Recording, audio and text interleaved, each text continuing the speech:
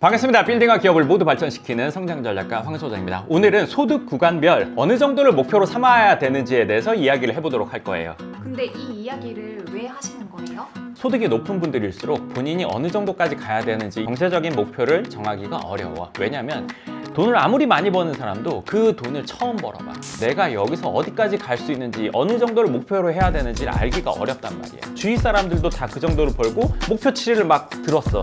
그러면 내가 데이터가 있으니까 나는 어디까지 가봐야겠다가 있단 말이야. 근데 오늘 말할 소득 구간은 주위에서 찾기가 어려워. 그렇기 때문에 일단 데이터가 없어. 그래서 그 기준을 오늘 이야기하려는 거야. 소득 구간은 어떻게 나누셨어요? 7천만 원에서 1억 원 미만, 그리고 1억 원 이상, 3억 원 이상, 그리고 10억 원 이상, 이렇게 네 가지 구간으로 나눴어. 7천만 원 미만은 왜 없는 거예요?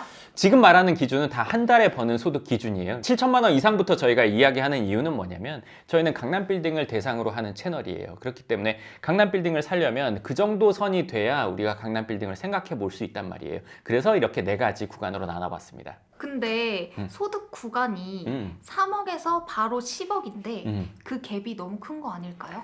맞아. 근데 현실이 그래. 왜냐면 우리는 그냥 자료를 조사하거나 그냥 카더라 이런 얘기를 하는 게 아니라 실제로 상담을 오는 분들을 통해서 알게 된 데이터로 이야기를 하는 거거든. 근데 1억, 3억 다음에 5억이나 7억은 되게 드물어. 10억 이상 버는 분들보다 5억, 7억 버는 분들이 드물더라고. 이게 왜 그런지 내가 상담을 하면서 느껴보면 1억만 넘어도 의사 직군에서 소득이 상당히 높은 편이야. 뭐 1% 내외라고 생각해. 근데 그 다음으로 넘어가는 게 3억 선이야. 3억 선이 되려면 병원의 규모가 커져야 돼. 100평에서 하고 있는데 확장을 할 때 130평, 150평으로 하는 경우가 드물어. 확장을 하면 100평에서 플러스 100평, 200평 이렇게 커진단 말이야. 그러니까 1억 다음 3억이 되는 거야. 2배 커졌으니까 2배 늘어나는 거 아니에요 생각할 수 있지만 그렇진 않아. 규모가 커질수록 운영 유지비는 그 비율이 줄어든단 말이야. 그래서 1억 다음 3억이 되더라고. 근데 3억 다음에 5억, 7억이 아니라 10억이 되는 이유는 뭐냐면 이 내가 하고 있는 과에서 엄청난 확신이 있어서 완전 크게 확장하거나 아니면 병원에 관련된 사업을 해서 그게 아주 커진 케이스야. 실제로 오는 분들의 이야기를 듣고 이야기를 하는 거고 병원을 해보신 분들은 이 내용을 이야기할 거야. 그렇지 않은 경우에는 이 내용을 이해하기 어렵지. 그러니까 병원을 키우는 구조, 병원을 뭐 예를 들어서 10평씩 늘려가는 건 아니잖아. 그래서 10억 단위까지 되더라고. 그래서 이렇게 네 가지 단계로 나눈 거야.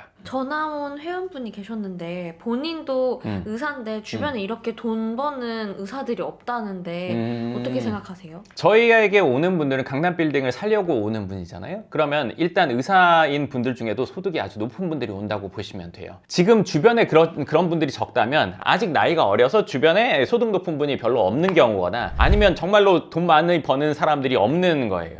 주위에. 만나는 분을 조금 더 넓혀보시면 그런 분들이 있을 거예요. 왜냐면 저희가 만나는 분들은 계속 그런 분들만 있거든요. 그리고 주위에 그렇게 버는 분이 있음에도 불구하고 얘기를 안 해서 모르는 경우도 있어요. 왜냐면 소득이 높아졌다고 해서 그걸 다 주변에 얘기하지 않는 경우가 많거든요. 상담 오는 분들도 혹시나 본인 얘기가 주변에 알려질까 걱정하는 분들이 많아요. 본론으로 넘어가서 이제 소득 구간별 목표에 대한 설명이 좀 필요할 것 같아요. 첫 번째 단계인 7천만 원에서 1억 원 미만은 아직 돈을 더 많이 벌어야 되는 구간이라고 보시면 돼요. 그게 왜 그러냐면 7천에서 1억이면 일단 생활비를 쓰잖아요. 번 돈에서 생활비를 쓰고 남는 돈을 우리는 모은단 말이에요. 돈을 쓰고 모으는 게 5천 미만 된다. 그럼 5천 미만이면 1년에 6억 정도 번단 말이에요. 6억 정도를 벌어서 강남 빌딩을 산다고 생각하기가 쉽지가 않아요. 1억이 넘어간다. 그러니까 1억 이상이고 3억 이하다. 그럼 이분들은 강남 빌딩을 살 생각을 하는 단계, 강남의 근생 건물을 이제 사야겠다 하는 목표를 잡는 단계라고 보시면 될 것 같고요. 3억 이상인 분들은 강남의 메디컬 빌딩을 사는 단계라고 생각하시면 돼요. 메디컬 빌딩 중에 그 시작선, 그러니까 가액으로 치면 250억에서 300억 사이 정도 되는 거를 한번 내가 해봐야겠다 하는 단계라고 보시면 될 것 같고요. 10억이 넘는다. 그러면 강남의 대형 메디컬 빌딩을 내가 사봐야겠다 하는 단계라고 보시면 됩니다. 대형이라고 치면 적어도 700억 이상, 700에서 1000억 사이를 그 목표로 잡으시면 됩니다. 최근에 연락 온 분이 계신데 저축은 연 7, 8억 정도 하시고 현재 현금은 10억 미만인데 60억, 70억대 건물을 보시더라고요. 이게 맞을까요? 그거는 맞을 수도 있고 안 맞을 수도 있고, 맞다는 건 뭐냐면요, 강남권에서 6, 70억대에 사는 게 아니라 내가 거주하고 있는 지역에서 6, 70억대면 그래도 괜찮은 근생 건물을 살 수 있다. 괜찮은 근생 건물이라는 거는 주택가 안쪽이 아니라 적어도 상권이 있는 곳에서 내가 사보겠다. 그리고 사서 내가 병원을 운영하겠다. 아니면 내가 사서 향후에 시세 차익을 하겠다. 둘 중에 하나의 목표겠죠. 그렇기 때문에 강남이 아닌 지역에서 괜찮은 입지에 근생 건물을 사본다 하면은 괜찮을 수 있습니다. 근데 6, 70억을 가지고 강남에서 건물을 사보겠다 하면 그거는 안 맞다고 생각해요. 위치가 좀 괜찮은데 땅은 30평 전후. 그러니까 건물이 너무 작은 거죠. 건물이 커지려면 주택가 안쪽으로 들어가야 된단 말이에요. 그러니까 이 둘 다 강남에서 건물 사기에는 조금 아직은 안 맞다. 이렇게 생각하시면 될 것 같고, 다른 지역에서는 해볼 수 있다. 이렇게 생각하시면 됩니다. 왜 목표를 그렇게 생각하시게 된 거예요?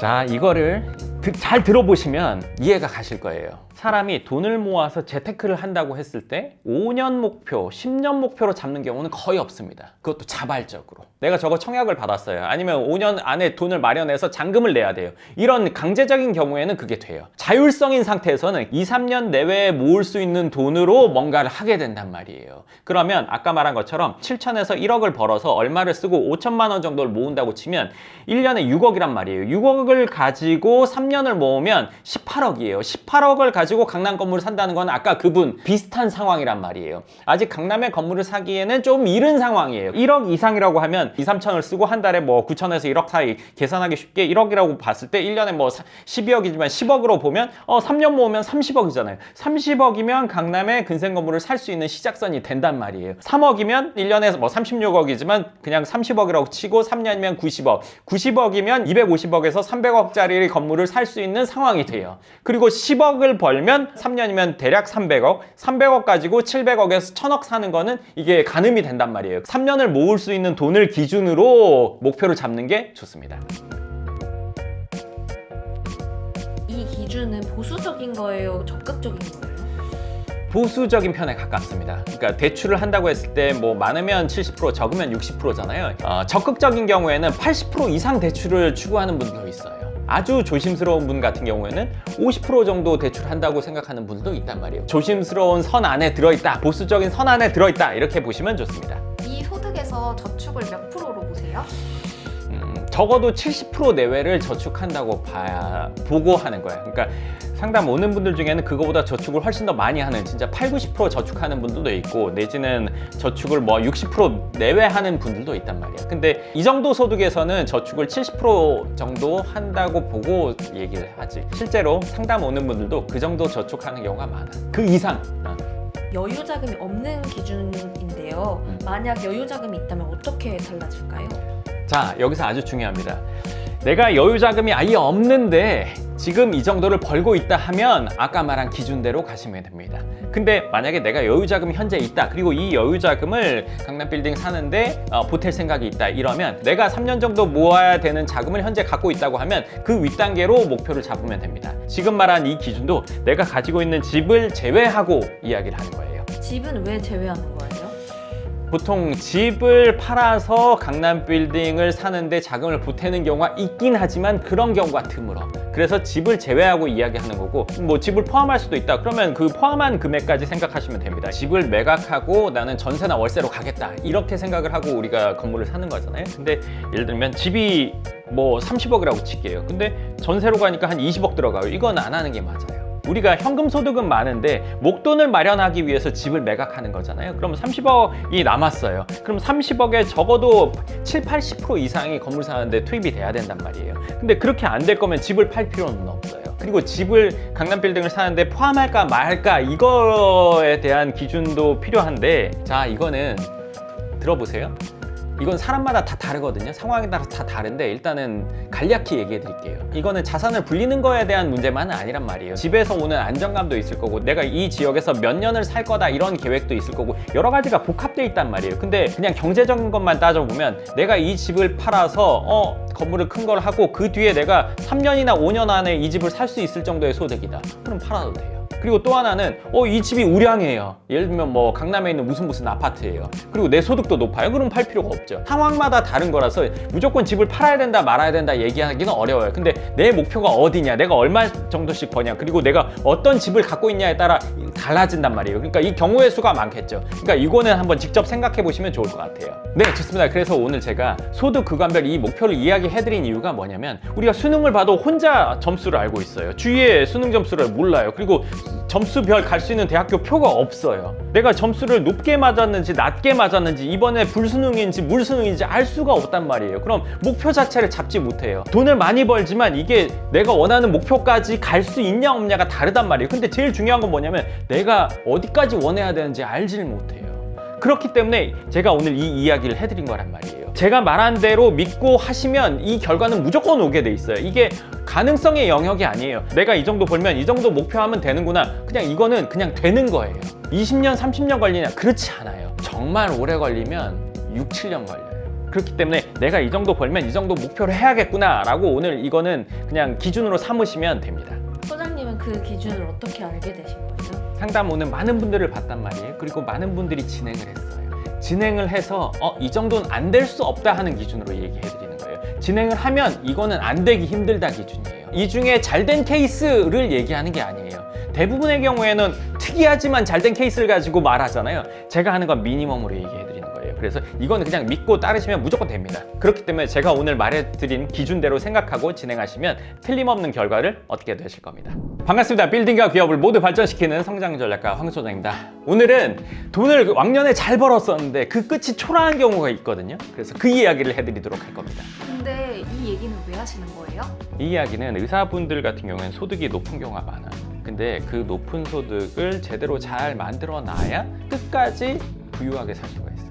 근데 그렇지 않은 경우에는 말년에 힘들어지는 경우들이 꽤 있어요. 왜 그런지를 이유를 알고 나면 그러한 결정들이나 행동들을 미연에 방지할 수 있으니까 이 얘기를 하는 거예요. 일단은 의사분들이 돈을 많이 버는 케이스를 이야기해 드릴게요. 이거 말고도 여러 케이스가 있지만 보편적인 케이스는 일단 인턴 레지던트하고 페이닥터 하다가 실력을 갖추고 개원을 해서 개원한 지 6개월이나 1년 내에 자리를 잡고 돈을 많이 버는 경우들이 있어요. 이게 보편적이에요. 돈을 많이 버는, 즉 한 달에 뭐 7천만 원 이상, 많이 벌면 몇십억 이상 한 달에 버는 경우를 보면 이 케이스가 대부분이에요. 근데 이렇게 돈을 벌면 어느 정도까지는 다 비슷해요. 그 비슷한 게 뭐냐면 40 전후로 집을 사고 내가 원하는 규모의 집으로 한 번 더 업그레이드 하는 경우, 아니면 처음부터 내가 원하는 규모의 집을 사는 경우도 있어요. 애들이 성인 될 때까지는 살겠다 하고 한 번 더 넓혀가는 정도. 3번까지 넓혀가는 경우는 거의 없어요. 한 번 사고 두 번째로 넓혀가는 정도가 대부분이죠. 근데 집을 사고 나서 돈을 모으는 시점부터 달라지는데, 내가 집을 샀어요. 그리고 나서부터는 강제 저축의 상황이 된단 말이에요. 내가 쓰고 싶은 걸 써도 1년에 뭐 몇 억에서 몇십억이 모이는 상황이 온단 말이에요. 근데 이 시점에 내가 더 큰 규모의 재테크를 해야 되겠다라고 생각하고 가는 경우도 있지만, 반면에는 재테크도 재테크인데 원하는 집을 샀으니까 조금은 다음 단계를 시간을 두고 생각해야겠다. 알아보고 찾아보는 것도 조금 시간을 두고, 내가 여기까지 오는 것도 얼마나 힘들었어. 그리고 이렇게 예쁘게 멋있게 집을 해놨으니까 여기서의 즐거움을 좀 누려보고 싶다 생각하고 좀 시간을 갖고 여유를 갖는 분들이 있단 말이에요. 그러니까 이 단계랑 이 단계의 갈림길이 원하는 집을 마련하고 나서부터라고 보시면 됩니다. 잘 되는 케이스는 뭐냐면, 집을 사고 나서 내가 다음 단계는 뭐야 생각을 하고, 내가 2, 3년 동안에 모을 수 있는 돈이 이 정도니까 내가 한 20억이나 30억이 있으면 6, 70억부터 보게 됩니다. 근데 보니까 내가 마음에 안 드네? 그때 멈추는 게 아니라 그럼 난 좀 더 큰 거 봐야겠다 하고 어느 정도 마음에 드는 거를 찾는 단계까지 가는 게 잘 되는 케이스예요. 내가 이걸 하나를 사보니까 괜찮네. 그리고 그 다음 단계를 생각하고, 그 다음 단계라는 건 하나를 더 사거나 아니면 있는 거를 팔고 더 큰 규모로 가거나, 이 단계로 들어서면 이때부터는 자산이 증식되는 단계로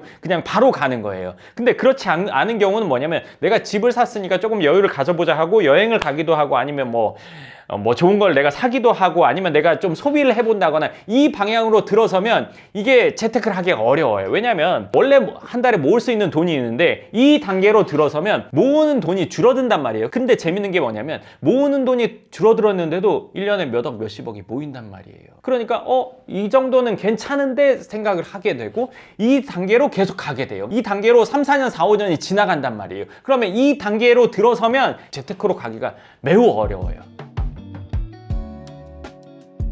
소비를 하는 것도 상당히 즐겁단 말이에요. 소비라는 것도 여행을 가기도 하고 액세서리나 뭐 아니면 자동차나 그 외에 내가 원하는 뭔가를 원하는 데 쓰거나 하는 이것도 즐거움이 있단 말이에요. 그러면 뭔가 하나 사서 즐거움 몇 개월, 뭐 하나 사서 즐거움 몇 개월 하다 보면 재테크 쪽은 신경을 안 쓰게 된단 말이에요. 사람이 동시에 여러 가지 생각을 할 수 있을 것 같지만 그렇지가 않단 말이에요. 그러니까 내가 뭐 하나에 관심이 있으면 그걸 집중적으로 찾아본단 말이에요. 이쪽에 이미 빠졌기 때문에. 근데 여기서 재테크를 하기 더 어려운 이유는 뭐냐면 돈을 많이 버는 시점, 그리고 돈을 많이 벌어서 집을 샀어요. 그리고 한 번 업그레이드를 했어요. 인테리어까지 했어요. 그럼 이때 나이가 몇 살이냐 이거예요. 40대 후반이 되죠. 그렇죠? 근데 이 시점쯤 가면 어떤 일이 벌어지냐면 내 주위에 있는 사람 중에 건물 산 사람이 있습니다. 아는 사람 중에. 그리고 내가 일정 시점, 그러니까 돈을 어느 정도 모아서 건물을 살려고 한번 관심 갖고 봤던 건물들도 있는 경우가 있어요. 봤을 때 그 건물이 100억이었는데 지금 살려니까 250억이네? 너무 거품이야.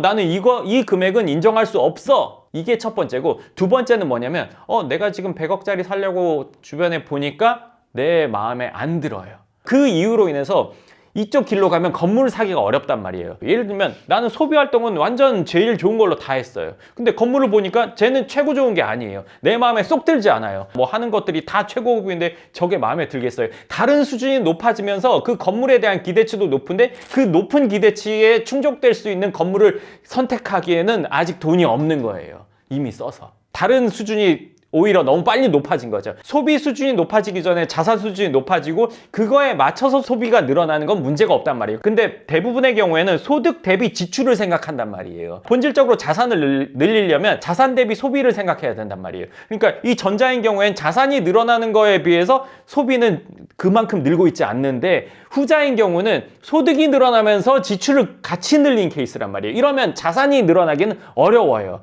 왜? 마음에 안 들어요. 저거는 내가 생각한 건물이 아니란 말이에요. 눈높이에 맞는 건물이라는 이야기를 하셨잖아요. 소득과 나이대별 눈높이에 맞는 건물은 어떤 건물들이에요? 강남 기준으로 이야기를 해드릴게요. 예를 들면 30대에서 40대 초반이라고 치면 보편적인 경우에 100억에서 150억 사이 건물이면 그거 마음에 듭니다. 웬만하면. 그러니까 모든 건물이 다 마음에 드나요? 그 금액대가? 그렇지 않아요. 그 금액대에서 마음에 드는 걸 찾을 수가 있습니다. 근데 예를 들면 40대 후반에서 50대 초반이다. 그러면 100억에서 150억짜리 마음에 안 듭니다. 그 정도가 되면 200억이 넘어가야 적어도 마음에 드는 걸 찾을 수가 있단 말이에요. 그럼 나이가 더 들면요? 그러면 뭐 300억 이상으로 넘어가요. 물론 이것도 소득이 어느 정도였냐에 따라 다르지만 월 1억 정도 번다면 이 기준이 맞단 말이에요. 그러니까 내가 살 시점에 사지 않으면 눈높이는 계속 높아지고, 나는 5년 전에 30억 있었는데 지금 45억 있어요. 근데 그때 당시에 100억짜리 건물이 250억이 됐단 말이에요. 그러니까 45억 가지고 접근이 안 되잖아요. 눈높이가 안 맞아지는 거예요. 그래서 내가 할 수 있는 시점에 하는 게 중요하지, 내가 그걸 시간을 들여서 내가 돈을 더 벌어가지고 내 눈높이를 따라가겠다, 이게 어렵단 말이에요. 이렇게 생각하는 이유가 있는데 뭐냐면 집은 그렇게 됐으니까. 월 1억 정도면 내가 원하는 집을 살 수가 있었어요. 한번 갈아타거나 하면, 한 3, 4년 모으면. 그랬기 때문에 건물도 비슷하게 생각한단 말이에요. 그 경험이 있으니까. 그렇기 때문에 내가 소득을 많이 모아서 내가 원하는 눈높이의 건물을 맞추기가 어려워요. 건물은 돈에 맞추는 거지 눈높이에 맞춰서 사는 건 아니지 않을까요? 그치, 맞아. 맞는데 그게 그렇게가 안 돼. 왜냐면 아까 말한 것처럼 40대 후반이나 50대 초반 정도가 되면 주위에서 건물 산 사람들의 얘기를 듣게 돼. 그러면 그 사람이 산 건물보다 더 좋은 걸 사고 싶어 한단 말이야. 근데 내 예산에 맞춰야 되는 게 맞아. 근데 이게 사람이 사회적인 동물이다 보니까 나랑 그 사람이랑 비교해. 내가 예전에 학교 때 쟤보다 공부 잘했었는데, 내가 저 친구 병원보다 내가 병원이 더 잘 되는데, 아니면 내가 선배인데 내가 제일 가르쳤었는데, 이 생각을 하게 된단 말이야. 근데 걔는 이미 큰 건물을 갖고 있어. 아니면 예전에 샀던 건물이 금액이 높아졌어. 그럼 난 그거보다 낮은 걸 산다는 게 용납이 안 된다니까. 그게 힘들어서 결정하기가 어려워져. 그러니까 이거는 시기를 놓치면 그 뒤에 하기가 어려워. 상담 오셨던 분들 중에 막 몇십억, 몇백억 갖고 있는 분들이 있지만 그 분들이 모두 다 강남 건물이 시작이 안 돼. 왜냐하면 이성적으로 생각하면 하는 게 맞단 말이야. 근데 망설이는 이유는 다 이런 것들이야. 이성적인 게 아니라 감성적인 부분들 때문에 시작이 안 돼. 5년이 지나면 달라지냐? 갭은 더 차이나. 늦더라도 시작을 해줘야 된단 말이야. 그 시점을 어떻게 알 수 있을까요? 30억이 넘어간다? 그럼 그건 사야 돼. 그 시점을 놓치면 그 뒤 시점을 잡기는 어려워. 예를 들면 우리가 어렸을 때 갖고 싶었던 장난감이 있었어. 근데 그걸 성인이 돼서 사는 경우가 있잖아. 그때 갖고 싶었으니까. 근데 건물은 그렇게 되기 어렵단 말이야. 왜? 장난감 가격이 올라봐야 성인의 소득으로 커버할 수가 있어. 근데 건물은 내가 옛날에 저거 갖고 싶었는데 묵혀놨다가 나중에 사야지? 살 수가 없어. 그렇기 때문에 살 수 있을 때 사고 그 다음 단계로 넘어가야 된단 말이에요. 30억을 가지고 100억짜리를 샀어. 그 다음 단계는 이거보다 더 큰 거로 업그레이드 할 수 있단 말이에요. 하나를 더 사든 아니면 규모 큰 걸로 갈아타든. 그러면서 점점 자산이 늘어나는데 마음에 드는 집을 처음에 샀다. 이런 분들 같은 경우에 건물도 처음부터 마음에 드는 걸 사려고 해. 본인 상황을 벗어나는. 자산화를 선택한 사람과 안 한 사람의 결말은 어떻게 되는 거예요? 차이가 많이 나지. 내가 가만히 있어도 자산이 늘어나는 거. 자산이 늘어난다는 거는 건물에서 월세 받는 것만 얘기하는 건 아니란 말이에요. 월세도 받고 얘의 가격도 올라가는 거. 이 두 가지가 함께 되는 거는 강남 건물 말고는 없단 말이에요. 어떤 것들은 예를 들어서 가격은 올라가지만 월세가 안 나오거나 어떤 거는 수익은 있지만 가격이 오르락내리락 하잖아요. 강남 건물은 올라가면 적어도 보합. 그 다음에 올라가고 적어도 보합. 이렇게 되잖아요. 이 자산화를 시켜놓은 사람은 시간이 지나도 본인이 하던 생활을 계속할 수가 있습니다. 예를 들면 말년까지도 경제적 주도권을 갖고 살 수 있죠. 근데 자산화를 시키지 않은 분들은 경제적인 주도권을 갖기가 좀 어려워요. 그러니까 내가 평생 돈 얼마를 써야 돼, 얼마가 필요해, 뭐 어떻게 만들어야 돼, 그 생각이 머릿속에 계속 있게 돼요. 이 차이가 아주 크죠. 돈이 많으면 선택의 폭이 넓은데 자산화라는 선택을 하지 않는 이유는 뭘까요? 돈이 많으면 돈을 불리는 것까지도 잘 알 것 같은데 그건 그렇지가 않아. 돈을 잘 버는 것과 돈을 불리는 거는 다른 얘기야. 근데 많이 벌면 좀 자만하는 경우가 많지. 이 정도 소득이면 되지 않을까? 내지는 집 한 채만 있고 이 정도 벌면 나 사는데 문제 없을 것 같은데, 그 문제 없는 기간이 언제까지인지 계산을 해봐야 돼. 앞으로 5년인지 10년인지 20년인지. 그럼 그때 가서 어떻게 할까? 그를 생각해봐야 된단 말이야. 근데 거기까지 생각을 대부분 안 해. 그게 왜? 내 주위에 다 그러니까. 근데 주위 사람들도 다 그 생각까지 없단 말이야. 생각이 있어서 뭔가 준비해 놓은 사람이 얘기를 아직 안 해줘서 모르고 있기도 해. 그래서 그걸 알 길이 없는 거야. 그래서 이전 영상에서 내가 어느 정도 벌면 어디까지 목표로 해야 된다라는 얘기를 그래서 지난 영상에서 한 거기도 해. 그러면 잘된 케이스와 초라해진 케이스 혹시 아시는 실사례가 있으실까요? 물론 있지. 테헤란로 대로변에 있는 건물을 친구들 3명이서 갖고 있기도 하고, 테헤란로 이면에 상업지의 건물 12층짜리를 갖고 있는 분이 있어요. 그러니까 적어도 700~800억 이상? 적어도 지금 한 1000억 이상 정도 자산되는 분이 있는데, 그분은 좀 특이하게 겨울에도 반바지에 슬리퍼 신고 다녀. 그분 안 지가 한 10년 넘었는데 그런 얘기가 있잖아. 그러니까 어떤 회의 자리에서 옷을 제일 대충 입고 있는 사람이 그 사람이 갑이다. 의사하셨는데 병원을 안 한 지가 오래됐어. 내가 처음 봤을 때부터 안 하고 계셨어. 10년 전부터 알았는데 그 전부터 병원을 안 했어. 그 나오는 이 소득이 많아서. 그리고 본인이 패션에 관심이 없어. 그래서 겨울에도 그러고 다니시더라고. 근데 그분 말고도 그런 분들이 몇 분이 있는데, 대부분의 경우에는 결과가 그분처럼 되는 경우는 드물어.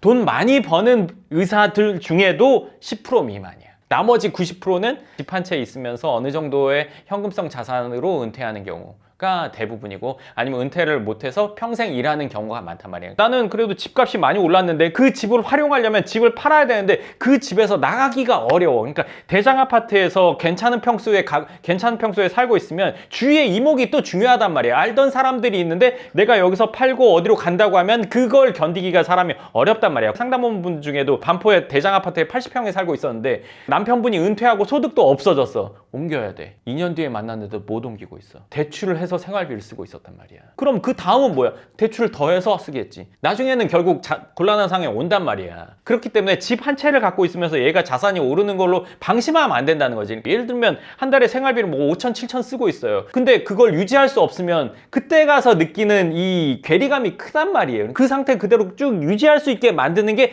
제가 오늘 이야기를 하는 이유란 말이에요. 결말이 꼭 둘 중에 하나가 되는 건가요?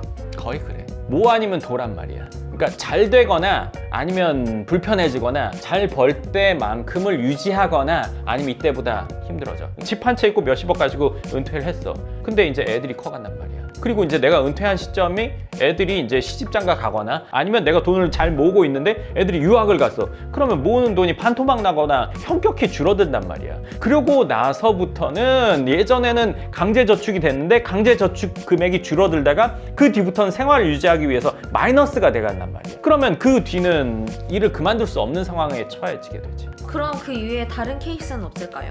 유일하게 하나가 있어. 그게 뭐죠? 상속이나 증여로 자산을 받는 경우가 있어. 최근에 아시는 분이 2년 전에 아내분의 부모님한테 증여를 받아서 건물을 샀어요. 그렇기 때문에 그런 상속이나 증여로 인해서 다른 상황이 벌어질 수 있어. 그분이 2년 전에 샀는데 지금도 그 건물 자랑을 거의 뭐 매주 하는 정도야. 상속이나 증여가 되면 그거는 다른 상황이 될 수 있어. 근데 오늘 지금 말한 거는 상속이나 증여 받을 게 없는 상황을 기준으로 이야기했다고 보면 돼. 구체적인 액션 플랜에 대해서 알려면 어떻게 해야 될까요? 구체적인 액션 플랜에 대해서는 제가 200억 강남 빌딩 마스터 플랜의 4장에 소득보다 중요한 건 선택의 길이라는 목차에 아주 상세히 써놨습니다. 그래서 그 내용을 보시면 내가 지금 상황에서 어디로 가야 되는지 그 방향이 여러 가지로 나와 있습니다. 그래서 그걸 보시면 훨씬 깊게 도움받게 되실 겁니다. 참 재밌는 게 돈을 많이 벌게 되면 사람들이 생각이 사람마다 다르지가 않아. 평생 갈 것 같아. 시간이 많이 남은 것 같아. 그리고 이거면 뭘 해도 부자 될 것 같아 라는 생각을 한단 말이야. 근데 그 생각에 한번 빠져버리면 그 다음 발전은 안 돼. 엉뚱한 투자로도 운 좋게 잘 되는 경우도 있을 수 있잖아요. 재테크는 이번 달 6개월, 1, 2년 잘 되는 게 중요한 게 절대 아니란 말이에요. 롱런 되냐, 끝까지 이게 잘 되냐가 중요하단 말이에요. 잘 됐다 안 됐다, 잘 됐다 안 됐다, 잘 됐다 안 됐다 이걸 반복하다 보니까 본전 내지는 마이너스 이렇게 되는 거란 말이에요. 엉뚱한 투자로 잘 되거나 안 되거나 둘 다 문제예요. 본업에 소홀해집니다. 그래도 난 본업도 열심히 하고 이것도 신경 쓰는데 그거 진짜 잘못된 거예요. 본업을 잘해서 여기서 벌었다가 까먹었다 한단 말이에요. 시간이 계속 가고 있는데 시간을 버리는 결과를 얻게 된단 말이에요. 벌었으면 득이잖아. 언제까지 득이에요? 매번 돼요? 그게 안 된단 말이에요.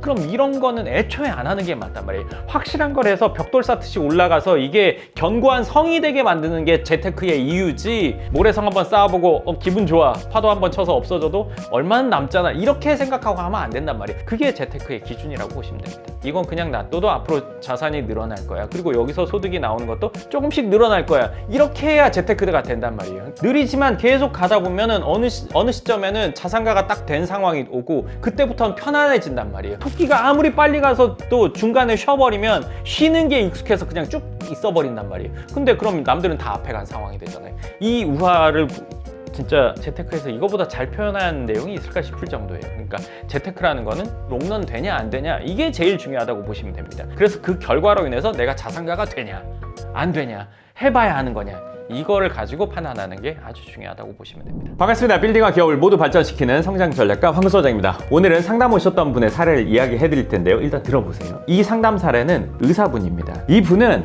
강남에 아파트를 갖고 있는 분이에요. 그리고 꼬마 빌딩도 하나 갖고 있어요. 그리고 지금 여유 자금이 20억 정도 있고 이거 계속 늘고 있어요. 월 순수익이 1억 6천만 원 정도예요. 이 상황에서 이분이 상담을 오신 이유는 뭐였냐면 본인이 갖고 있는 건물에 대해서 궁금해서 오신 거였어요. 첫 번째는 이 건물의 입지가 어떤지, 두 번째는 이 주변이 개발이 되면 호재의 영향을 받는지, 그리고 앞으로 임대 상황이 어떨지, 그리고 나머지는 좀 개인적인 거라서 그건 빼고 이야기를 해드릴게요.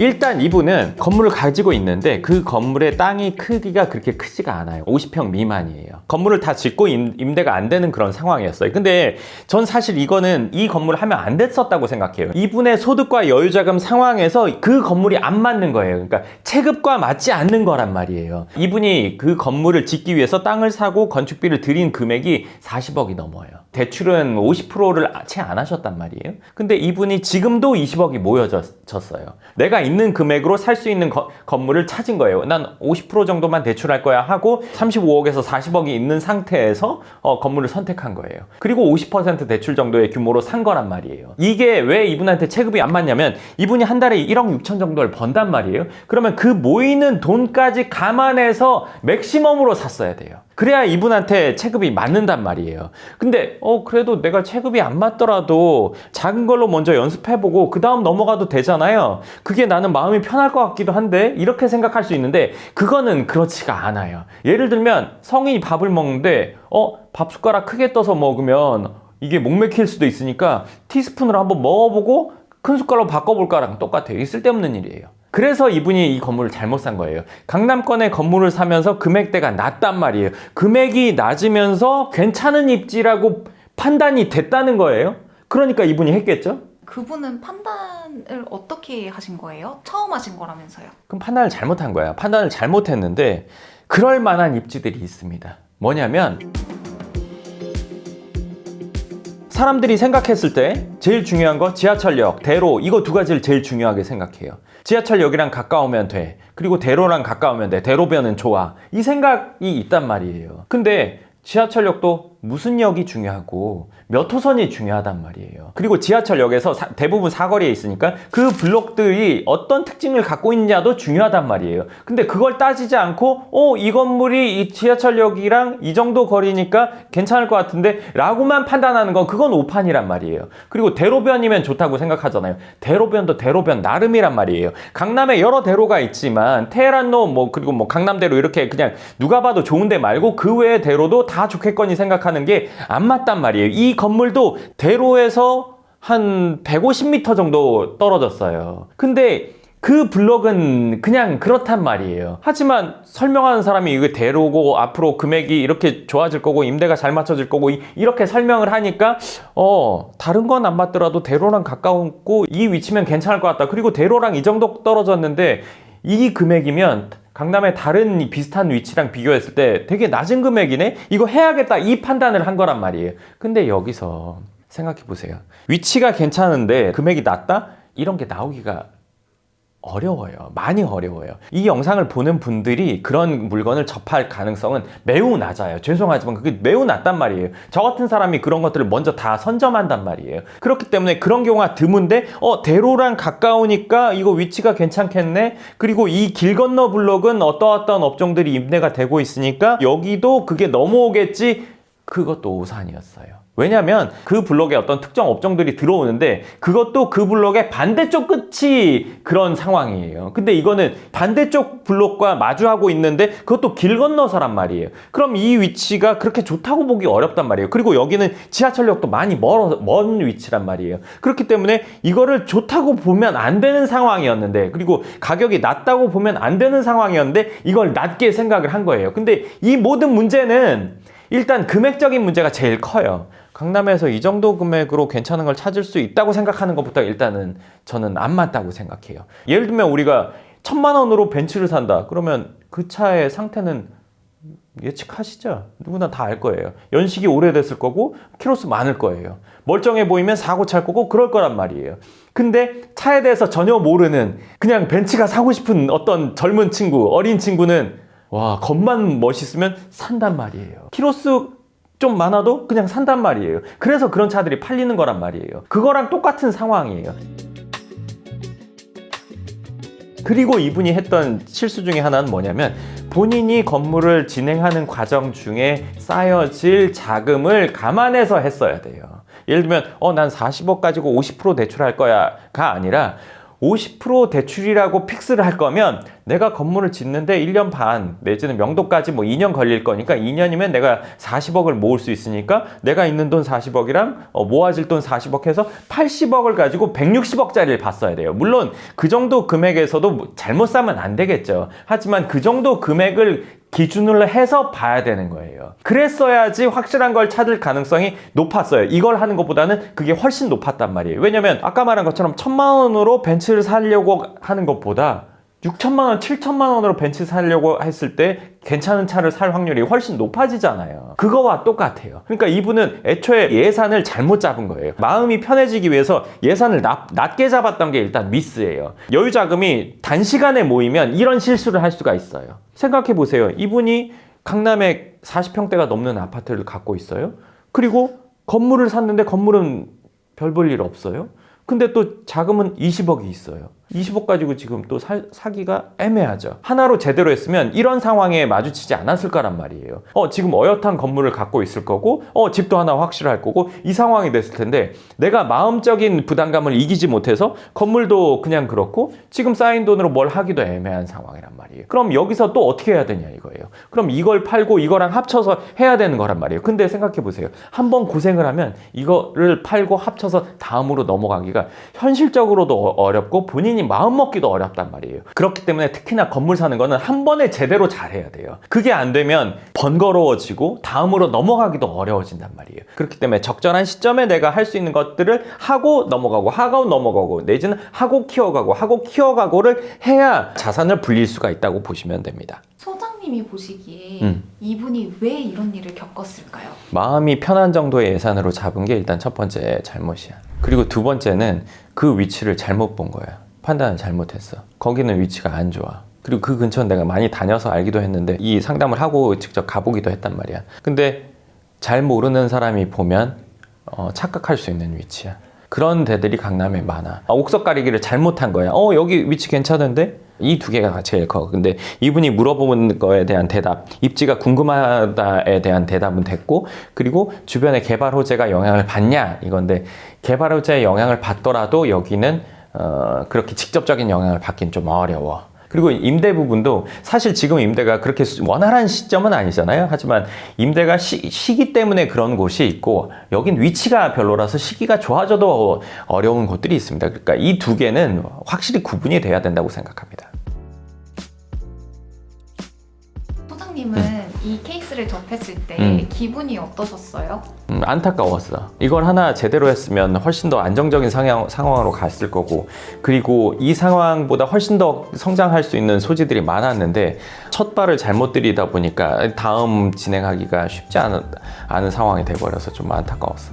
오시는 분들 중에 이런 식으로 투자를 실패하고 이제 소장님을 찾아오시는 분들이 많으신가요? 그래도 가끔 있지. 그렇기 때문에 뭔가 결정을 하기 전에 상담을 오시면 좋습니다. 적어도 이 상황은 미연에 방지됐을 거예요. 영상을 보시는 분들 중에 강남에 내가 건물을 사려고 하는데, 아니면 뭐 다른 지역이라도 건물을 사려고 하는데 그 직전이에요. 그럼 한번 물어는 보세요. 그런 부분을 제가 냉정하고 확실하게 판단해 드립니다. 근데 이제 부동산이라는 게 허들이 되게 높잖아요.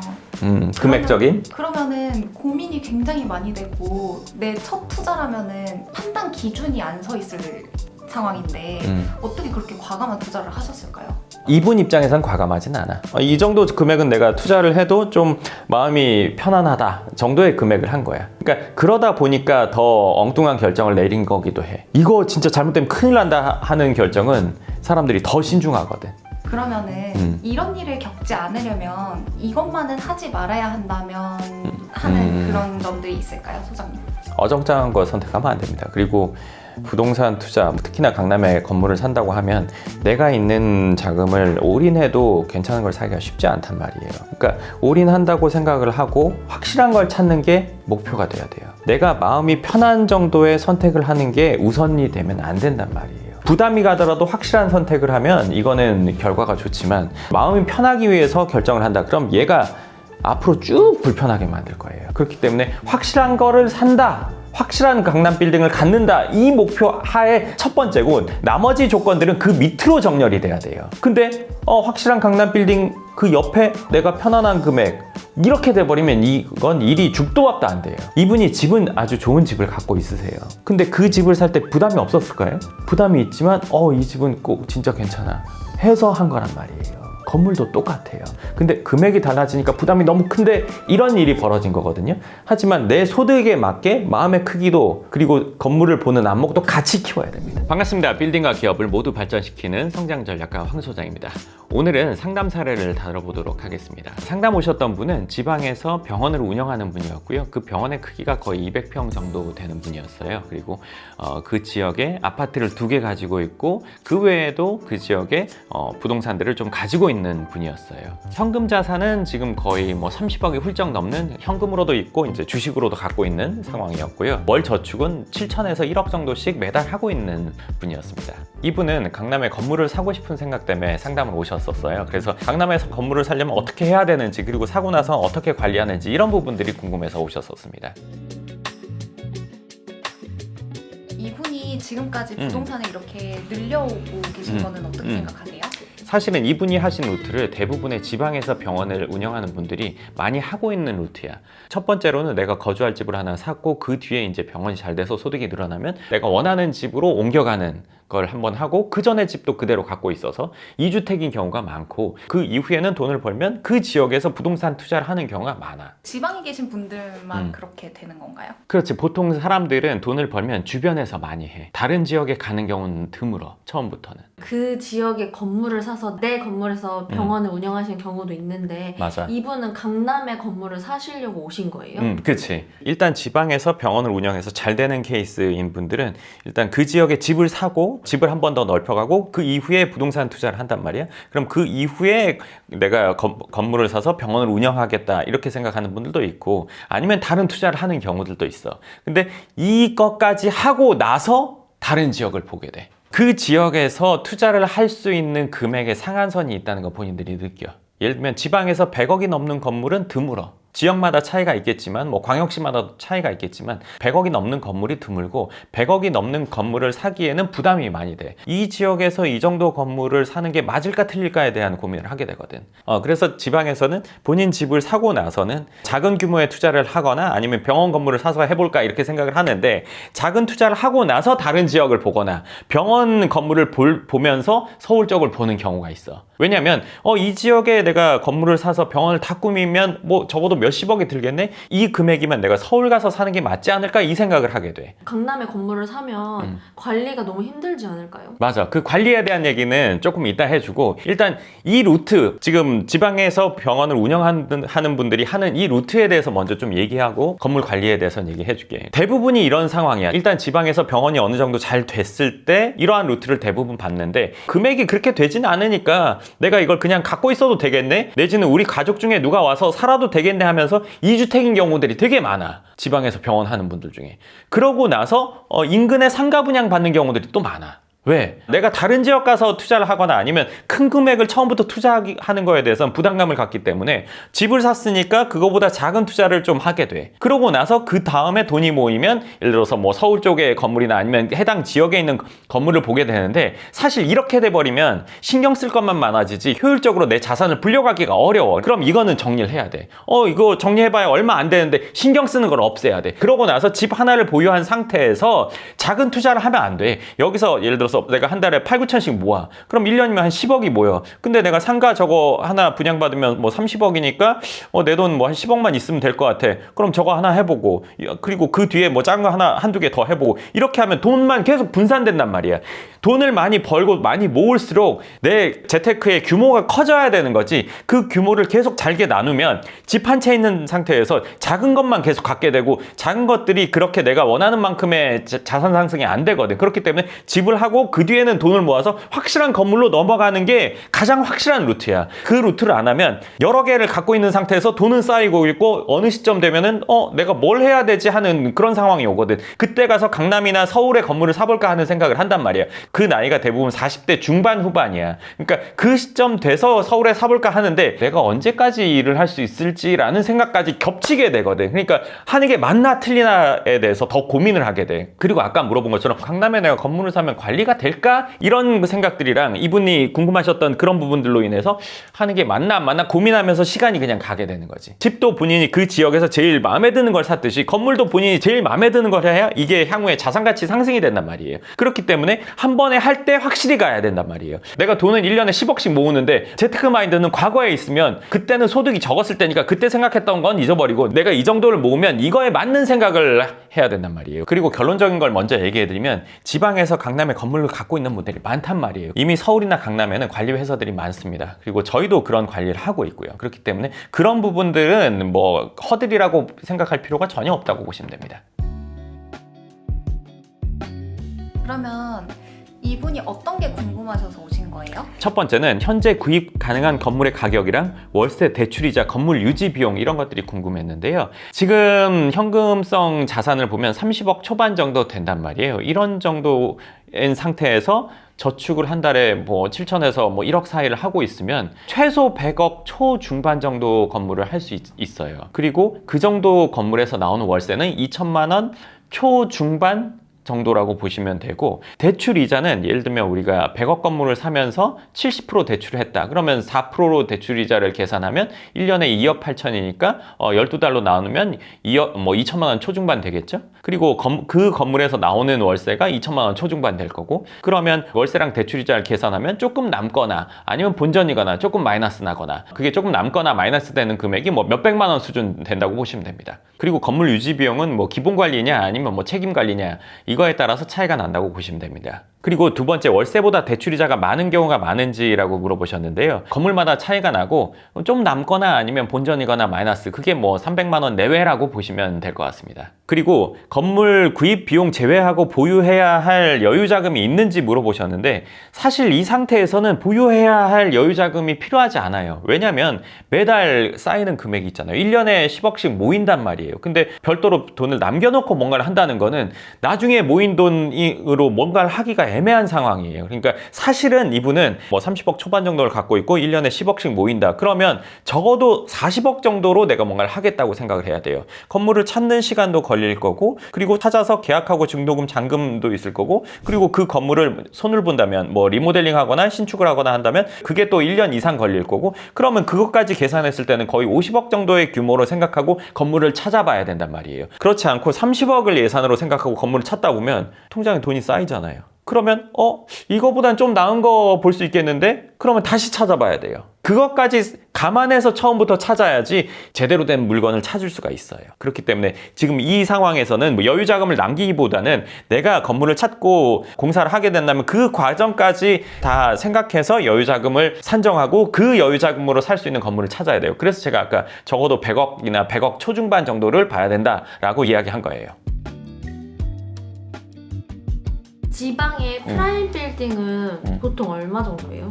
지방마다 너무 차이가 나는데, 이분이 계신 지방의 프라임 빌딩으로 따진다면 지금 이분께서 월 저축이 7, 8천이시고 소장님이 방금 말씀해주신 거 보면 조금 남거나 본전이거나 뭐 300만 원 내외라고 하셨는데, 그러면 지방에 비해 수익률이 안 좋은데 왜 강남 빌딩을 사고 싶어 하시는 걸까요? 그거는 이제 이렇게 보면 돼요. 그러니까 이 지역에는 이분이 살만한 건물이 존재치 않아. 일단 첫 번째로. 왜? 우리 자금을 가지고 살려고 보니까 다 금액이 낮아. 그리고 그 지역에서 그 정도 규모의 건물이 있다고 한들 사면 그 뒤에 살 사람이 없어. 왜? 그 정도면 훨씬 더 좋은 지역에 가서 살 수 있는 정도의 금액일 테니까. 근데 내가 쓸 거니까 괜찮아 라는 사람도 있을 거 아니에요. 그건 확실하게 잘못된 선택입니다. 그걸 그렇게 한다고 치면 내가 언제까지 쓸지 생각해 봐야죠. 이 건물이라는 거는 쉽게 말하면 사람의 수명보다 더 길게 간단 말이에요. 그러니까 대를 이어서 물려주잖아요. 근데 내가 살아생전 쓴다고 해도 그 살아생전 쓰고 나서 어느 시점에는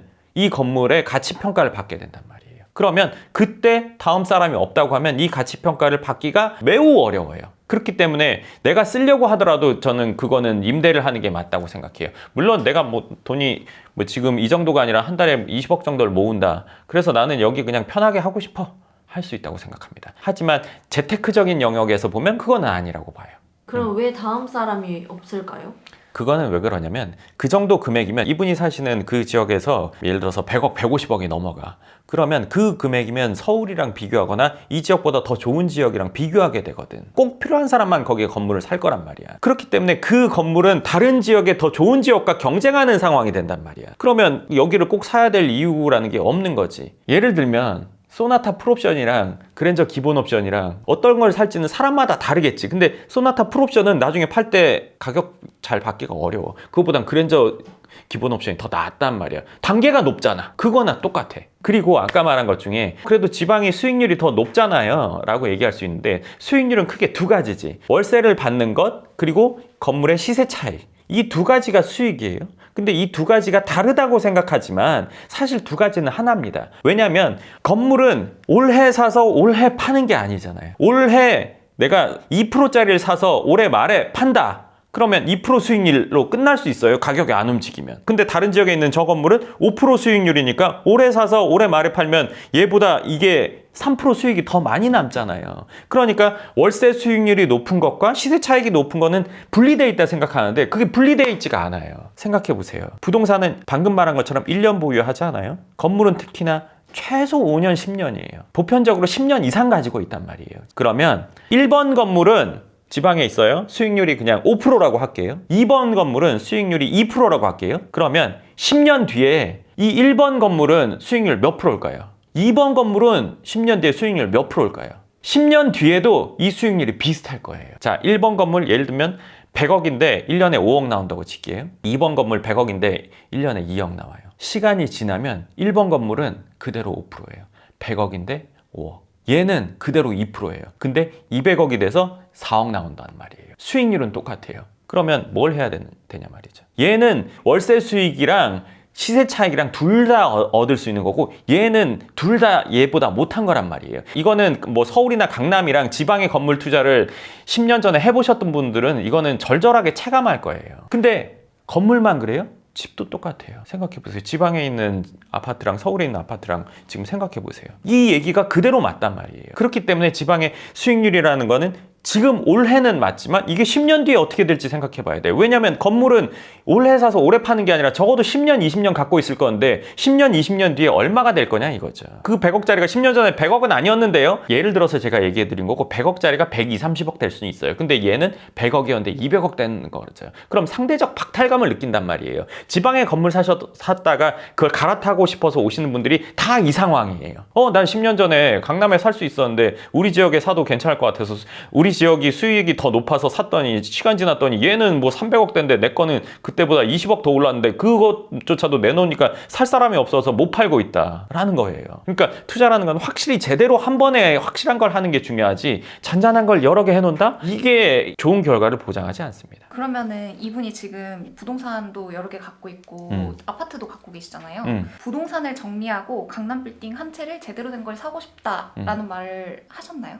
당연하지. 지방에서 부동산 투자를 몇 번 해보면 스스로 느끼고, 그렇지 않더라도 주위에서 강남에 투자를 했던 거를 본 경우는 그 생각을 본인이 실수하지 않고도 알게 돼. 그리고 이제 이런 경우도 있어. 두 분 친구가 있었는데 그 친구가 한 분은 지방에서 병원을 운영하고 있었고 한 분은 서울에서 병원을 운영하고 있었어. 근데 병원은 지방에 하는 분이 훨씬 더 잘 됐었어. 근데 무슨 일이 벌어졌냐면 지방에서 병원 하는 분들은 지방에서 아파트 사고 제일 좋은 큰 아파트로 옮겨갔고, 그리고 지방에서 건물을 작은 걸 하나 샀었어. 근데 서울에 있는 분은 반포인가 압구정에 있는 아파트 하나를 산 거야. 병원은 이분보다 훨씬 덜 잘 됐었는데. 근데 시간 지나니까 재산 차이가 한참 벌어진 거예요. 지방에 있는 건물이랑 강남에 있는 아파트랑도 차이가 나. 그분이 가지고 있는 부동산을 전부 팔면 그 아까 전에 30억 가지고는 100억짜리 건물을 사야 한다고 하셨잖아요. 그치? 그럼 그걸 다 정리를 하면 몇 억까지도 살 수 있어요? 이분 그렇게 되면 거의 200억 넘는 걸 살 수가 있어.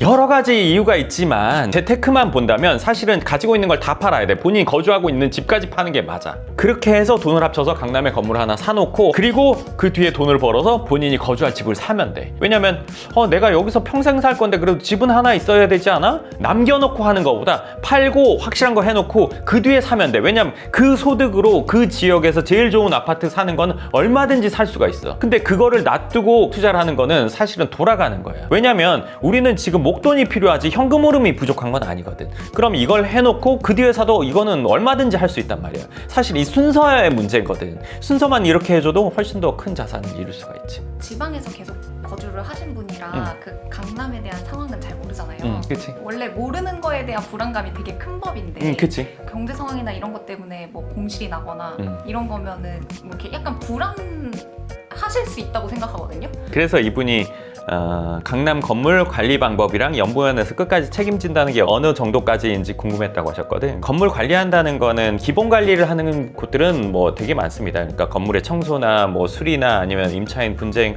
있다면 그거를 좀 도와주는 역할을 하거나 뭐 이런 것들을 하는 데는 너무 많고요. 저희 같은 경우는 임대료를 보장하고 있어요. 그러니까 공실이나 연체에 상관없이 임대료를 보장해서 지급한다. 그러니까 이 모든 것들을 철저하게 할 수밖에 없는 상황이겠죠. 안 그러면 저희가 손해를 보는 상황이니까. 그리고 그거를 저희가 운영하고 있는 책임 임대 보장 시스템은 뭐 10년, 20년도 계속 하실 수가 있어요. 그 건물이 없어질 때까지 계속 하실 수가 있어요. 처음부터 몇 년을 정해놓고 시작할 수도 있고 뭐 매년 갱신할 수도 있으니까 그게 궁금하신 분들은 영구병 부동산 연구소 홈페이지를 통해서 문의하시면 또 안내를 해드리고 있습니다. 3, 40억대 자금 있으신 분들이 많이 오시잖아요. 아까처럼 100억대 하시는 게 맞다 말씀을 해주시는데 근데 아파트 보유 기간이나 뭐 이런 것들은 겹쳐서 그거를 해결할 수 있으면 200억도 당장도 가능한데 그 보유 기간 때문에 2년 뒤에 그때 가서야 200억을 진행할 수 있다 뭐 이렇게 하시는 분도 있잖아요. 그런 경우에는 지금이라도 100억짜리 건물을 하는 게 맞는지 아니면 주택 보유 기간이 뭐 끝나고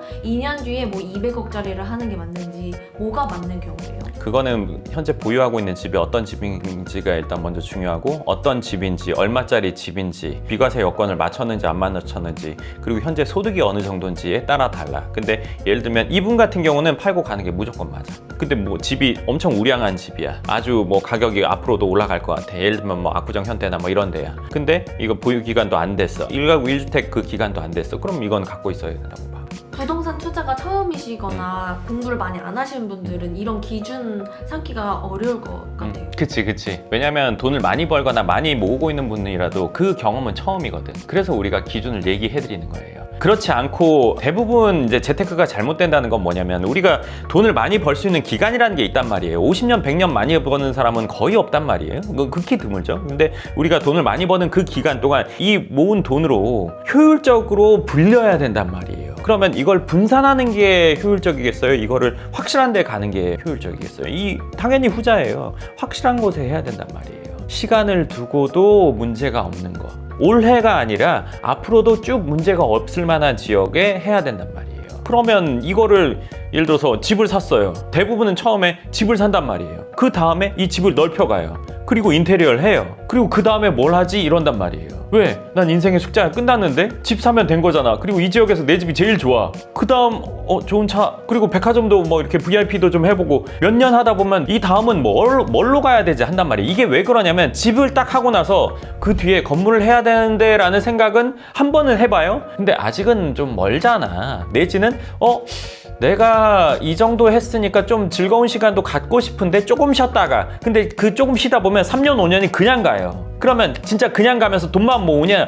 그렇지가 또 않아요. 돈이 모이다 보면 조금씩 해보고 싶단 말이에요, 사람이. 그리고 주위에서 누가 뭘 했다, 그리고 돈 많이 버는 거 알면 뭘 추천받기도 하고 뭐 또 여기저기서 찾아오고 막 그런단 말이에요. 이게 사는 게 좋다, 저게 사는 게 좋다 막 이런단 말이에요. 그러면 내 체면도 있고 하니까 요만한 건 좀 그렇고 좀 큰 거 한번 해봐야겠다. 역시 뭐 원장님 뭐 이런단 말이에요. 그러면 그거 한두 개 딱 했어요? 기분이 좋아. 근데 거기서 손해가 좀 나거나 예를 들어서 매달 마이너스 나거나 해도 뭐 그 정도는 괜찮잖아 하면서 감수한단 말이에요. 실제로 예전에 병원을 운영하는 분이 소매업을 손을 대서 매달 몇 천만 원씩 마이너스 나는 거를 메꾸고 있었어요. 그러면서도 뭐 그 정도는 일하고 생각한단 말이에요. 우리의 돈 벌 수 있는 기간이 점점 줄어들고 있는데 이게 어느 순간 딱 붙으면 곤란한 상황이 오겠죠. 이 기간 안에 확실히 모아서 제대로 된 걸 해놓고 그 뒤에 또 확실한 걸 한두 개 더 한다. 이렇게 돼야 그 뒤가 편하단 말이에요. 그 지역에서 잔잔한 투자 뭐 몇 개 좀 하고 누가 땅 좋다니까 뭐 대출 좀 해가지고 뭐 몇억 뭐 10억 미만이면 하니까 뭐 저기 또 나쁠 것 같지는 않아. 시원하게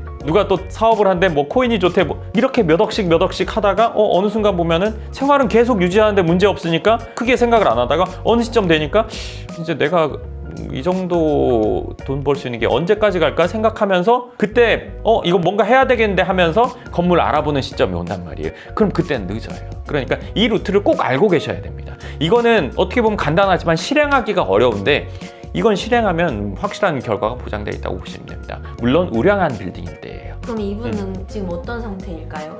건물을 사셨을까요? 지금 이분은 아직도 망설이고 있는 상태야. 그러니까 건물을 사려고 관심을 갖고 집중적으로 알아봤다가 할까 말까 하다가 조금 있다가 바쁘니까 하면 2, 3년 그냥 흘러가. 그러면 돈이 계속 쌓여서 올라가냐? 그렇지가 않아. 아까 말한 것처럼 엉뚱한 투자를 몇 번 한다니까. 반갑습니다. 빌딩과 기업을 모두 발전시키는 성장 전략가 황소장입니다. 오늘도 상담 사례를 다뤄보도록 하겠습니다. 상담 오셨던 분은 의사분이시고 병원을 경기도에서 운영, 그리고 집도 경기도에 있는 분이에요.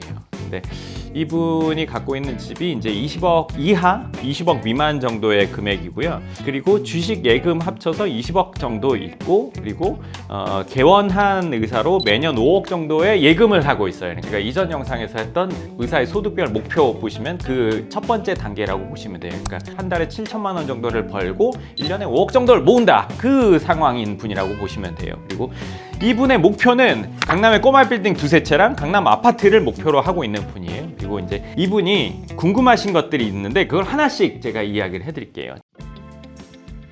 첫 번째는 지금 상황에서 집을 매도하고 강남 건물 사는 게 맞는가예요. 이거는 이분의 경우에는 당연히 그렇게 해야 돼요. 왜냐면 지금 갖고 있는 집이 앞으로 가격이 막 올라가는 지역은 아니에요. 근데 금액은 그래도 꽤 있는 집이란 말이에요. 그러면 지금 상황에서 집을 매각하고 있는 자금이랑 합치면 강남의 건물을 살 수 있는 상황이에요. 그렇지 않으면 이 상황에서는 지금 현재 20억 정도가 있으니까 앞으로 2년 정도를 더 모아야 된단 말이에요. 그러면 2년을 이 금액을 지속적으로 모을 수 있을까? 이거는 불확실의 세계잖아요. 왜냐면 지금 이분이 자녀가 있어요. 그리고 이제 자녀가 앞으로 교육비가 많이 들어가기 직전인 상황이란 말이에요. 그러면 지금 정도의 자금을 앞으로도 계속 모을 수 있을까? 그거는 미지수라고 생각해요. 그렇기 때문에 지금 상황에선 집을 매각하고 여유자금을 합쳐서 강남에 건물을 사는 게 이분 같은 경우는 무조건 맞아요. 금액적으로 봐도 무조건 맞고, 또 하나는 뭐냐면 이분이 지금 사는 지역의 집이 그렇게 비싼 지역은 아니에요. 근데 이분이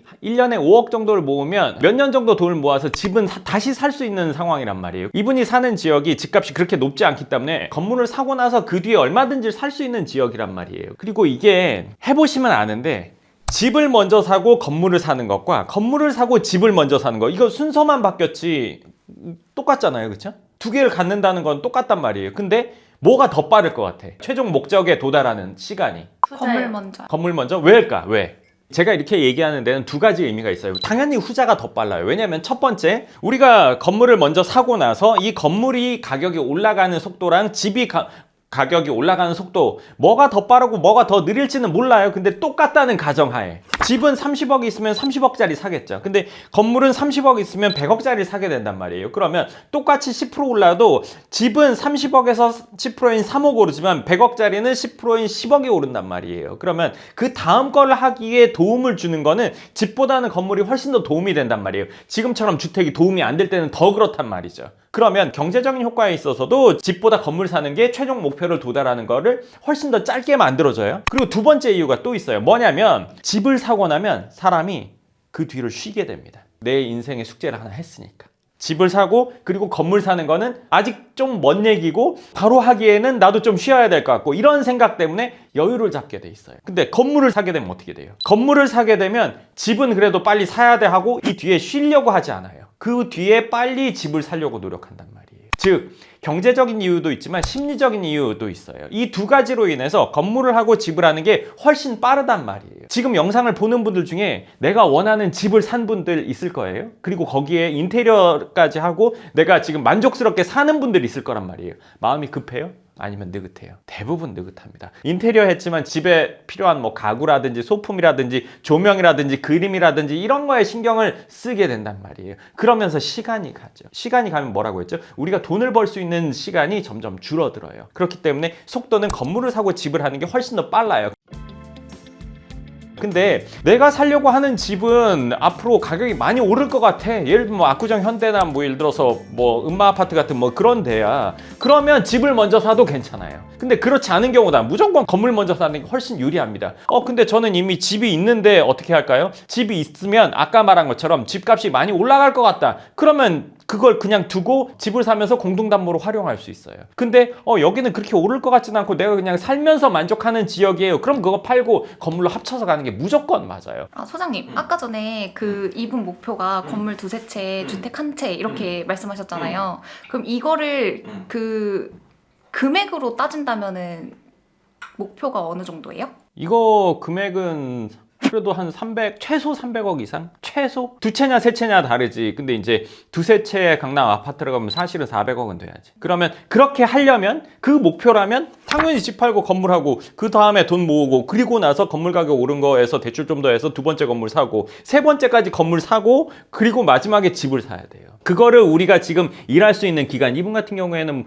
많이 남으면 20년 정도인데 그 기간 안에 해내야 되는 거잖아요. 그 기간 안에 이걸 해야 된단 말이에요. 시간을 몇 년 미루고 나서 하는 게 낫겠어요? 지금 하는 게 낫겠어요? 이분은 지금 하는 게 무조건 나아요. 그러니까 이 목표를 이루겠다면. 왜냐면 이건 해보시면 아는데 나는 건물 하나, 집 하나면 만족해요 하는 분도 해보고 나면 생각이 다르단 말이에요. 그건 뭐냐면 우리가 뭔가를 했을 때 그 다음 단계를 선택할 수 있는 상황이 되는 게 중요하다고 저는 생각해요. 만약에 내가 하나 했어요. 근데 두 번째를 할 수 없는 상황이라서 하나밖에 못했어요. 이거랑 내가 하나를 하고 났는데 두 개째를 할 수도 있는 상황이에요. 그러면 선택이라는 걸 할 수 있죠. 두 개로 갈 수도 있고 안 할 수도 있고. 근데 하나밖에 못하는 상황에서 그 선택을 했다면 쉽게 말하면 돈 벌 기간이 얼마 안 남은 상황에서 했다면 그거는 두 번째는 내 선택권이 없잖아요. 늘 선택권이 있는 삶을 살아야 된다고 저는 생각하거든요. 그러면 빨리 하고 그 선택권이 왔을 때 나는 하나만 하면 만족해. 그리고 뒤에 돈 모아서 나는 뭐 자유롭게 쓸 거야.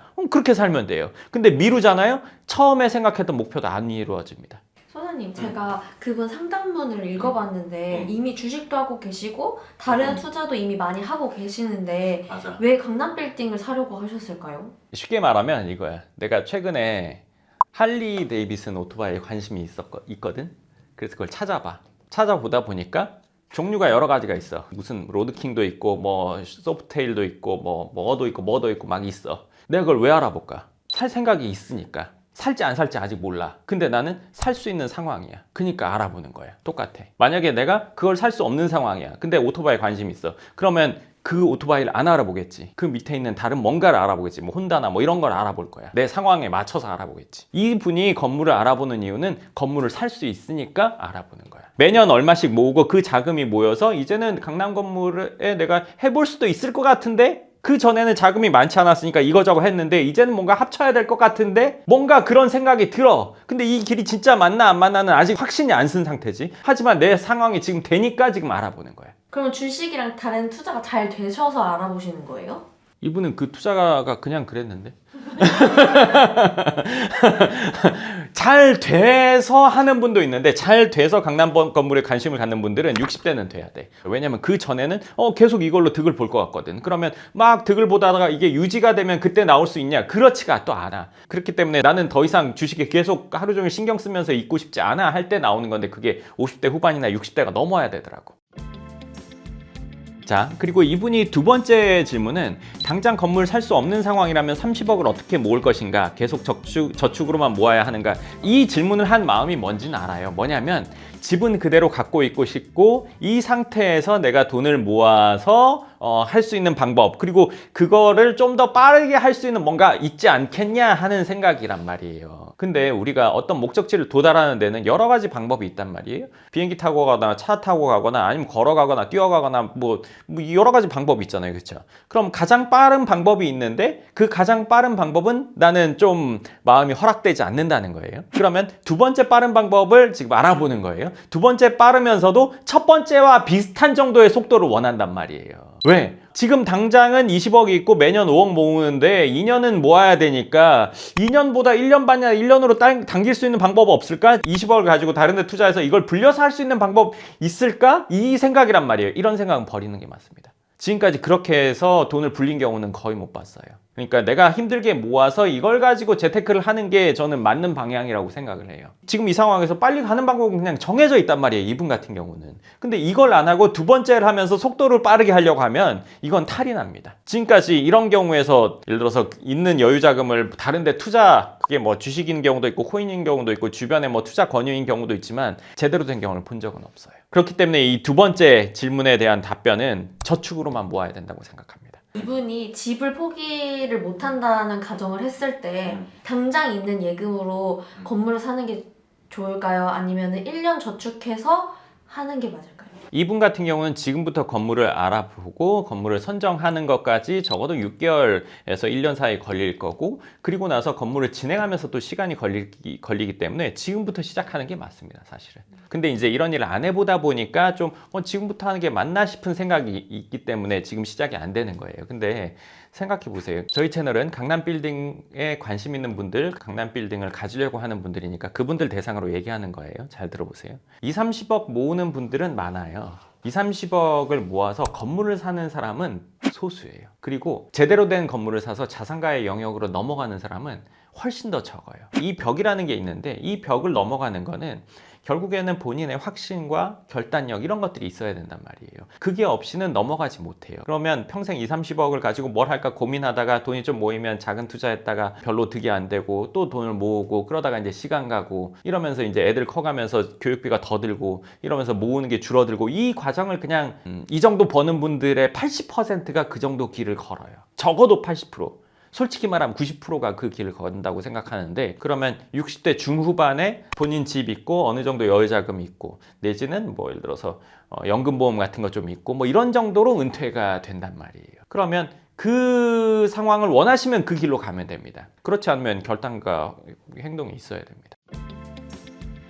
그리고 건물을 산 이후 로드맵에 대해서 궁금하다고 하셨는데, 연 5억을 저축하는데 좀 더 빠르게 할 수 있는 방법이 없겠느냐 이런 얘기예요. 근데 이거는 만약에 이분이 집을 팔고 여유자금이랑 합쳐서 건물을 샀어요. 그 뒤에는 본인이 돈 모으는 거 말고는 없어요. 모아서 이 건물 가격 오른 거에서 일정 부분을 대출해서 합쳐서 또 사고, 그러면 야, 그렇게 하면 대출도 많이 늘어나고 내가 마음이 불편할 것 같은데? 라고 생각할 수 있어요. 이 정도 벌면 좀 편하게 살고 싶은데, 편하게 살고 싶으면 자산가가 되긴 어렵습니다. 지금까지 이 정도의 돈을 벌기 위해서 해왔던 과정이라는 게 있잖아요. 개원을 하면서 고민과 걱정과 막 이런 것, 불안감 이런 것들이 있음에도 불구하고 그걸 이겨내서 개원을 한 거고, 그 전에 열심히 공부했던 시간들이 있었잖아요. 그 결실로 이게 된 거잖아요. 그러면 여기에서도 이 다음 단계로 가려면 그 과정을 비슷하게 거쳐야 됩니다. 그러면 그 뒤에도 돈을 모으고 내가 한 3년 4년 모아서 또 15억 20억이 됐어요. 그러면 추가 대출해서 하나를 더 산다. 그러면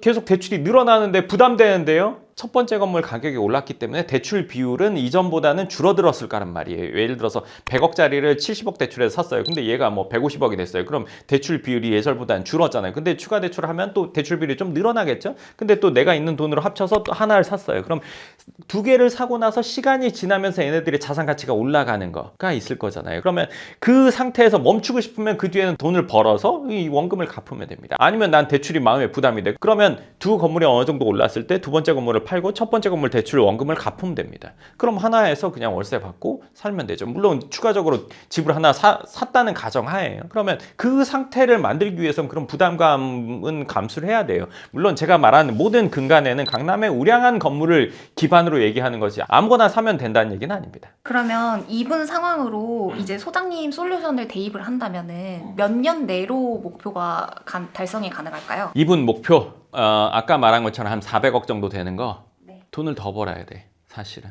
1년에 한 적어도 8억 이상을 저축을 해야 되고, 그 목표가 되려면 그 정도가 되면 한 11, 2년 안에는 돼. 그 정도면. 근데 지금 소득으로는 15년 넘을까? 근데 지금 이분의 자녀가 교육비가 앞으로 더 늘어날 시점이라서 모으는 게 줄어들 것 같아서 내가 그렇게 얘기를 하는 거야. 그렇지 않고 지금 이 정도가 된다 그러면 뭐 15년 20년 안에는 목표를 이룰 수 있어. 지금 내가 말하는 대로 한다면. 근데 할지 말지 5년을 고민했어. 그럼 그때부터 시작하면 될까요? 그러면 이제 이분이 일할 수 있는 시간이 5년이 줄어든 상태이기 때문에 이분이 결정하기엔 더 힘들 거야. 그러면은 이분이 만약에 그때 결정한다고 한들 아까 말한 목표가 되기는 많이 어려워. 소득이 지금보다 한 2배 늘어나지 않는 이상.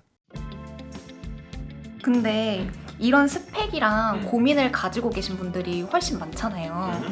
근데 이제 모든 사람에게 소장님이 같은 솔루션을 제공을 하는 걸까요, 혹시? 이분이니까 이 얘기를 하는 거예요. 사람마다 다릅니다. 그러니까 가지고 있는 집, 소득, 저축액, 그리고 뭐 자녀 유무, 자녀의 나이, 그리고 그 외에 뭐 부모님이 도움을 줄 수 있는 부분이 있는지 없는지 이런 상황에 따라서 다 다르다고 보시면 됩니다. 지금 이분과 같은 똑같은 상황이신 분들이 굉장히 많이 오시는데 소장님이 가끔 이제 집을 매도하고 건물을 사라 말씀하시는 경우와 다른 지역의 대장 아파트로 가라고 이렇게 말씀해주는 경우가 나뉘잖아요. 그 차이가 뭐예요? 이분이 현재 자금의 한 반 정도 있어. 한 10억 있어. 근데 저축을 이 정도 해. 그러면 그건 건물 살 때는 아니야. 그러니까 팔아도 건물 살 자금이 좀 아리까리하단 말이야. 그럴 거면 그건 다른 지역에, 확실한 지역에 대장 아파트 가는 게 나아. 이분한테도 내가 아마 그런 얘기를 했을 거야. 왜냐면 많이 망설이면 차선책까지 알고 선택하는 게 좋으니까. 근데 이분한테도 그런 얘기를 했었는데 이분도 막연하게 집보다는 건물 가는 게 맞을 것 같아. 근데 여기서 계속 정체하고 있는 거지. 고민만 하고 있어. 시간만 간단 말이야. 그렇게 되면 안 돼. 다음 단계 넘어갈 때는 확실히 넘어가야 되는데 내 친구들은 다 저쪽 동네에 있으니까 난 좋은 동네 가고 싶진 않아. 여기가 편해. 하고 있는 상황이거든. 그렇게 되면 자산가가 되긴 어려워. 결정을 못 내리는 이유가 뭐예요? 우유부단해서. 우유부단하고 본인이 이 길이 맞는지에 대한 확신이 없어서요. 근데 이거 냉정하게 생각해보면 그냥 답은 나와 있거든요. 우리가 재테크나 자산을 불리는 거는 감정적으로 해야 되는 게 아니라 이성적으로 해야 되잖아요. 이성적으로 판단해야 되는 문제를 감성적으로 판단하다 보면 계속 망설이게만 되거든요. 이 상황이 지금 딱 그래요. 그리고 대부분 지금 이런 상황인 분들이 그렇단 말이에요. 내가 집을 이렇게 원하는 대로 잘 꾸며놨고 여기서 생활하는 게 너무 좋고 근데 이거 금액이 있잖아요.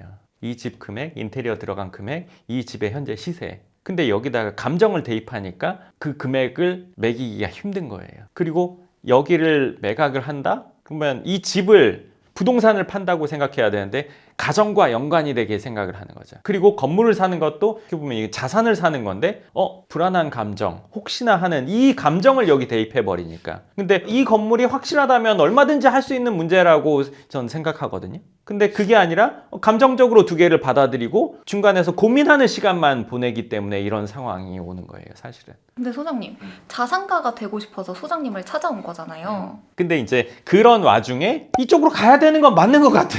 그래서 이제 상담을 오시는 거죠. 근데 이제 저로서는 자산적인 성장 방향에서 이야기를 해드리는 거고 어떤 방향이 맞다 얘기하는 것까지가 제가 하는 역할이라고 보시면 될 것 같아요. 그러니까 선택은 물론 본인이 하는 거죠. 하지만 제가 말하는 방향은 정확히 맞는 방향이라고 보시면 좋을 것 같습니다.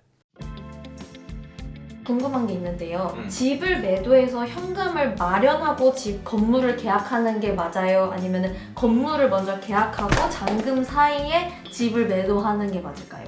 동시에 해야지. 그러니까 예를 들면 지금 이 상태에서 건물을 알아보면서 집도 내놔야 돼. 근데 이게 이렇게 됩니다. 그러니까 내가 확실히 집을 팔 마음을 갖고 건물을 알아보는 거랑 그렇지 않고 알아보는 건 다릅니다. 왜냐면 난 팔 생각이 없어. 그럼 일단은 건물을 볼 때 이렇게 봅니다. 뭐 진짜 좋은 게 있으면 뭐 한번 해볼까? 그렇게 해서는 절대 좋은 걸 찾을 수가 없습니다. 알아보려면 전사적으로 알아봐야 괜찮은 게 나올까 말까 하단 말이에요. 집중적으로 알아봐요. 확실히 마음 먹었으면 내가 집도 내놓고 내가 건물도 알아보고 지금 있는 금액이 일단은 계약금이랑 중도금이 되기 때문에 그건 하면 됩니다. 왜냐면 지금 있는 아파트가 매각이 안 되는 아파트가 아니거든요. 그러니까 어느 정도 금액적인 메리트, 쉽게 말하면 싸게 팔면 팔리는 위치란 말이에요. 그러면 내가 마음에 드는 건물을 찾는 게 관건이란 말이에요. 근데 정말 괜찮은 게 나오면 해야지 이런 마음으로 찾는 거는 의미가 없다. 나는 건물을 반드시 사야겠다 생각하고 찾아보는 건 할만하다는 거예요. 그렇게 생각하고 알아보다가 괜찮으면 우리는 지금 계약금 중도금이 있으니까 계약금 걸고 이거 좀 싸게 팔면 돼요. 네, 좋습니다. 그래서 오늘은 집을 가지고 있고 여유자금도 어느 정도 있는데 이 상황에서 어떻게 해야 되는지에 대해서 이야기를 해봤습니다. 그래서 우리가 이분 같은 경우는 당연히 집을 매각하고 건물로 넘어가야 되는 단계인데 그 단계를 넘어가지 못한다면 합쳐서 확실하게 괜찮은 아파트로 가는 게 맞아요. 근데 이분이 병원가의 위치를 생각해서 여기에 집을 이제 사신 거란 말이에요. 그렇기 때문에 이 집을 매각하고 다른 지역의 집으로 옮겨가기도 쉽지 않을 거란 말이에요. 근데 이 둘 중에 하나는 해야 돼요. 건물로 가던가 아니면 확실한 아파트로 넘어가던가 그래야지 다음 단계로 넘어간단 말이에요. 지금 상태를 유지하면 그냥 매년 5억씩 쌓이고 있고 그 쌓이는 금액이 앞으로는 점점 줄어들 거란 말이에요. 생활비가 더 늘어날 테니까. 그러면 그 뒤에는 작은 투자 조금 하면서 시간이 흘러가서 최종적으로는 우리가 원하는 목표에 도달이 안 될 거란 말이에요. 저는 오신 분이 이런 목표니까 이 목표를 가장 빠르게 도달할 수 있는 로드맵에 대해서 이야기를 해드린 거라고 생각하시면 좋을 것 같습니다. 네, 좋습니다. 그럼 오늘 영상 여기까지 하고 또 다음 영상에서 뵙겠습니다. 감사합니다.